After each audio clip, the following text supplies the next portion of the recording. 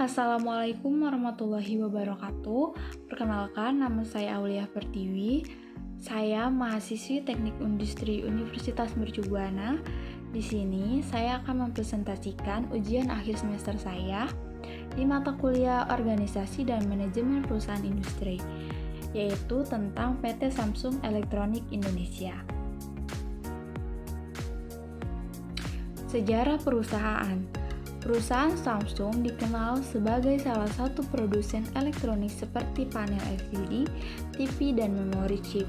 Paling besar sedunia sekaligus sebagai produsen telepon yang terbesar kedua di dunia.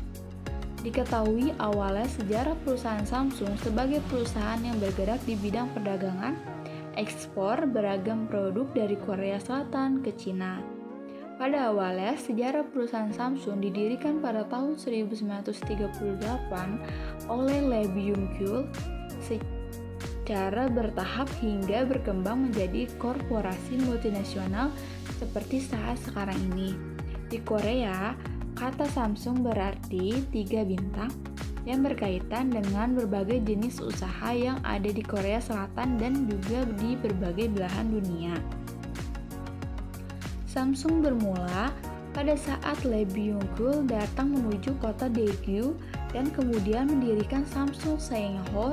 Samsung Seingho merupakan perusahaan kecil dengan 40 karyawan yang berada di Sudong atau sekarang dikenal dengan Ingyudong. Ia mengusahakan Samsung agar dapat menjadi pemimpin industri dalam segala bidang seperti sekuritas, asuransi, dan retail. Dimulai pada akhir tahun 1960-an, Samsung sudah mulai berkembang menjadi salah satu industri elektronik dan juga membentuk berbagai divisi elektronik seperti Samsung Electromechanic Co., Samsung Electronic Co. Device, Samsung Semiconductor dan Telecommunication Co. dan Samsung Corning Co. Selanjutnya yaitu ada bidang usaha PT Samsung Elektronik Indonesia. Yang pertama yaitu semikonduktor yang terdiri dari DRAM, SDRAM, flash memory, dan hard drive. Yang kedua yaitu perangkat elektronik yang terdiri dari TV, pemutar DVD, pemutar Blu-ray, home cinema, set-top box, dan proyektor. Yang ketiga yaitu perangkat bergerak yang terdiri dari handphone, tablet, pemutar MP3, kamera digital, dan camcorder. Yang keempat yaitu perangkat rumah tangga yang terdiri dari kulkas, mesin cuci, microwave, oven, penyedot debu, dan pendingin ruangan. Yang selanjutnya yaitu ada pelanggan dan pesaing PT Samsung Elektronik Indonesia. Pelanggan. Dalam Samsung, menurut pengamatan kami, produk smartphone Samsung membidik pangsa remaja lanjut hingga separuh baya. Sedangkan dalam hal ekonomi, Samsung membidik pangsa pasar menengah ke atas. Meskipun merupakan perusahaan yang berbasis di Korea Selatan, Samsung telah berhasil mengintegrasikan dirinya dengan baik di pasar negara berkembang di mana ia melakukan bisnis. Hal ini telah menghasilkan pola pikir dan perilaku lokal yang sangat efektif dalam menjembatani kesenjangan budaya dan sosial antara landscape bisnis di negara asalnya dan pasar di mana ia beroperasi. Selanjutnya yaitu pesaing. Yang pertama ada Samsung versus Sony. Sejak 2003, penjualan Sony cukup stagnan atau cenderung turun.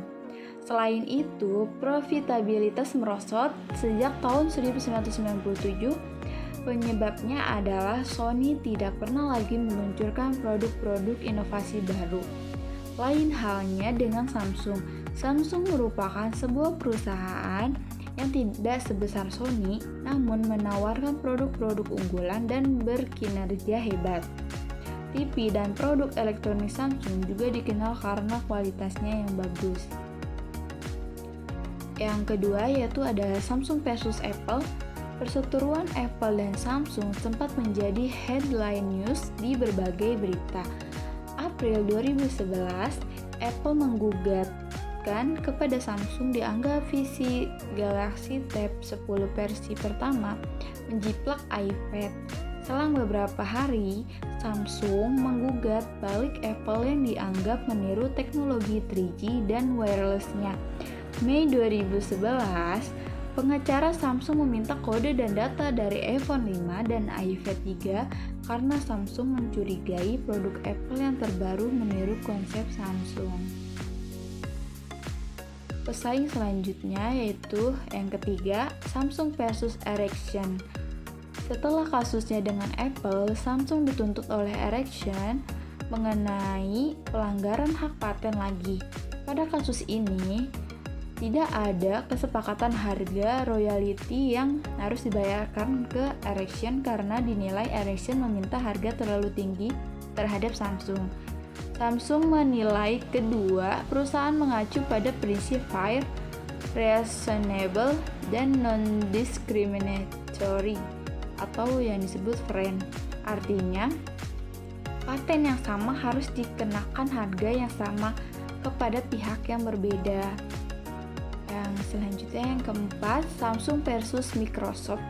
Kerjasama antara Samsung dengan Microsoft juga tidak jalan semulus yang dibayangkan. Microsoft menuntut Samsung karena dinilai melanggar kontrak atas isu-isu yang timbul dari akuisisi Nokia. Samsung diminta untuk membayar ke Microsoft untuk setiap paten yang berhubungan dengan produknya. Namun, Samsung menilai Microsoft melanggar kontrak setelah akuisisi Nokia dan mengulurkan pada pembayaran royalti. Yang selanjutnya ada 5 kekuatan Porter atau biasa disebut Porter's 5 Forces Analysis. Yang pertama, ada ancaman pendatang baru atau yang disebut threat new entrants, yaitu modal dan aset yang besar dibutuhkan jika ingin masuk ke industri mobile.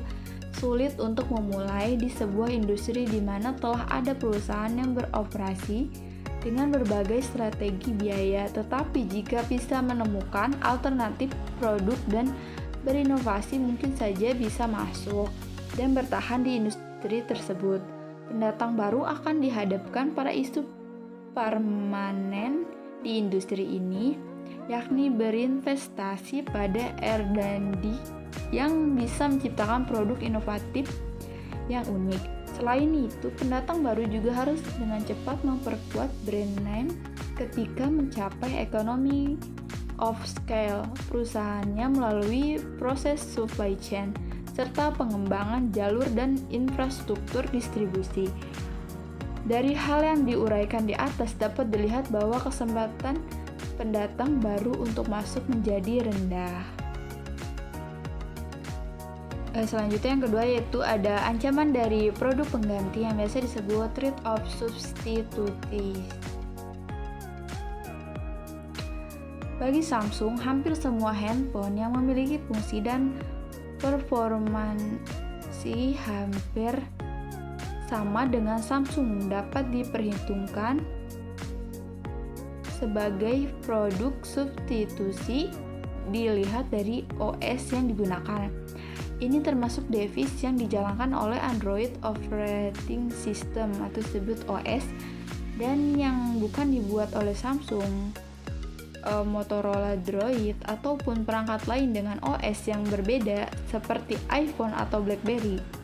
Ancaman produk pengganti di dalam industri sendiri apabila dilihat dari perangkatnya tidaklah tinggi, walaupun banyak tabletnya yang beredar untuk menggantikan posisi smartphone, tetapi keberadaan ponsel belum bergeser fungsi. Selanjutnya, yang ketiga ada daya tawar dari supplier atau biasa disebut bargaining power of suppliers.